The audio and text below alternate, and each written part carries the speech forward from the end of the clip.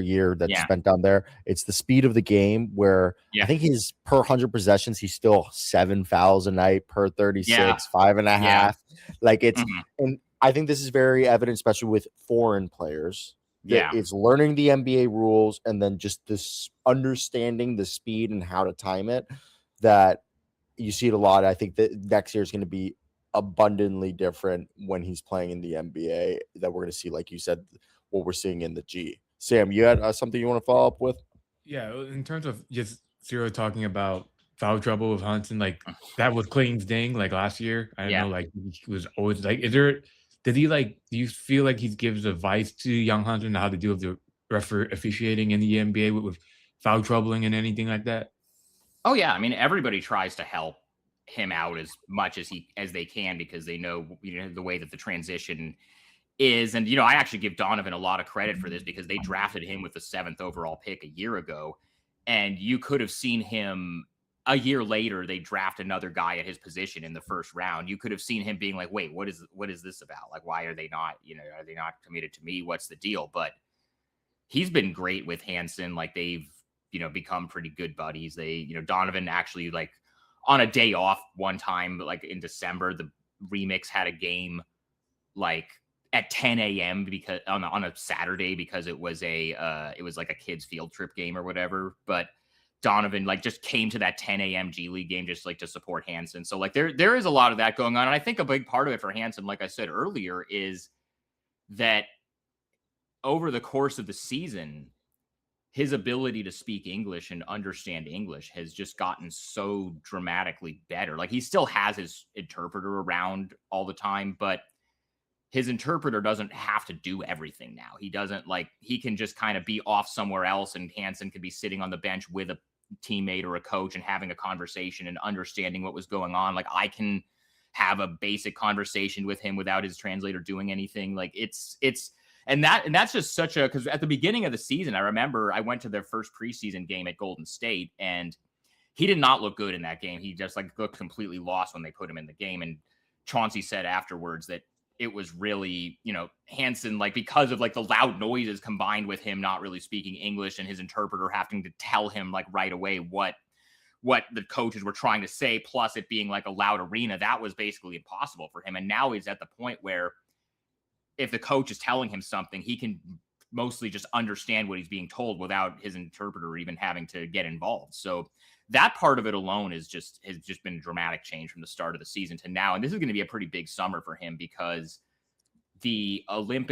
China has a couple of Olympic qualifier games in July that I think the plan is for Hansen to play in. He didn't play any of the national team stuff last summer because they wanted to just keep him in the US and get him ready for his rookie season. But I think the plan is for him to play in a couple of Olympic qualifier games. And then I don't know for sure what the plan is for Summer League. I think they're probably going to do what teams usually do with second-year guys, because Hansen's kind of already proven that he's too good for Summer League. So they might just play him in the first 2 games and let the NBA get some TV ratings in China for a couple of Summer League games and then shut him down if he plays as well as he played in the last game. But I'm going to be really interested to see if he stays in the U.S. for most of the summer and continues to get comfortable here, or if he goes back to China for a while to visit his family. I think the Blazers and Clutch would both prefer that he stay in America, but we'll see what happens. But just like with Clingan, I mean, you look at the leap that Clingan made from how physically comfortable he is and how much he's able to actually play extended minutes without getting tired, because he has a full off season of NBA conditioning under his belt now and working with NBA trainers and doing NBA level workouts and all that stuff. Look at how big the difference was from year 1 to year 2 with Donovan. And that was age 21 to age 22. And Donovan already was playing at UConn for Dan Hurley, who's kind of a lunatic as far as college coaches go and how hard he works guys. And it still took Donovan a year to get from there to where he is now from a readiness standpoint. And Donovan went from age 21 to age 22. Hansen is still only 20 and has a pretty significant language barrier still. So there's a pretty long runway for him.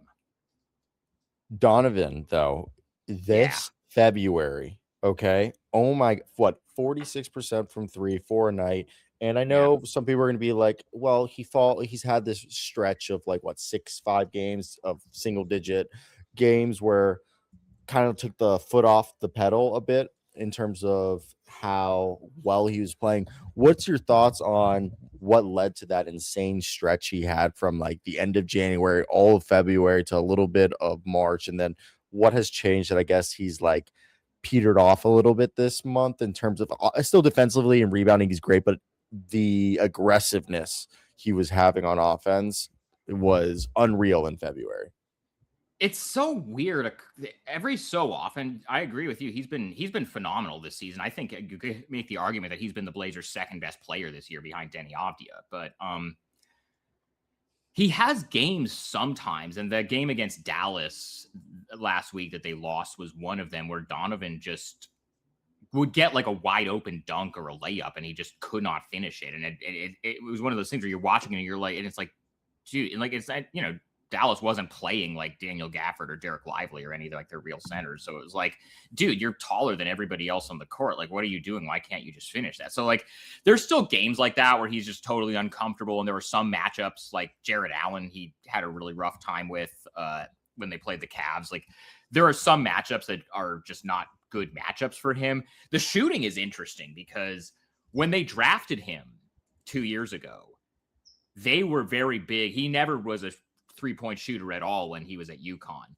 And even from his introductory press conference and from some of the stuff that the team put out from the front office about how they scouted him, they believed from the beginning that, once he gets into the NBA, he could shoot NBA threes and turn into like a Brook Lopez type of stretch big. And most of us, when they said that, we were just like, yeah, all right, okay, whatever. Like, you're going to say that about every big that comes into the league. Yeah, oh yeah, he hasn't shot. Like, remember, like Dwight Howard used to just drain threes in practice, and he never turned into a three-point shooter. So I think a lot of people were very skeptical of that. But it is something he's really worked on, and it's something that he puts a lot of time into. And he said when he got to Portland that the reason he never shot threes at UConn was because that was not what Dan Hurley wanted him to do. He wanted him to stay in the paint, but since the Blazers see him as maybe somebody who can be a step out and hit a three, that's something he's actually worked on adding to his game. And I don't know what the ceiling is for that, but it's at least gotten to the point now this season where if he has an open three, like I don't think they're ever going to be just like drawing up plays specifically to get Donovan Clingan a 3-pointer,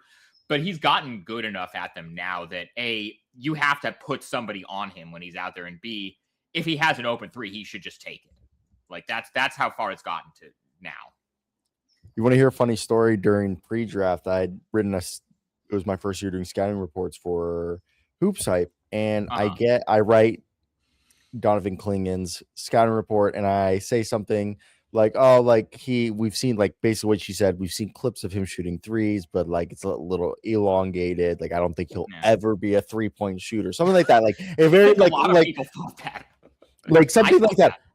I get a text at 7 a.m. the next day from Sean Kennedy, his agent, sending me a video of him at Miami-Dade College gym shooting threes around the world and going. He's awesome. Like, so you think you can't shoot threes? And I was like, well, I mean, like I said earlier, they used to always show those videos of like Dwight Howard draining 3-pointers in practice, and it's like, yeah, plenty of guys who make every single three in an empty gym don't shoot threes. So when the Blazers talked about, oh yeah, we actually think Donovan could be a good 3-point shooter, we were all kind of skeptical because he never really did that at UConn, but he's put the work in and he's actually added that to his game now. Yeah, completely. It's been incredible. Sam?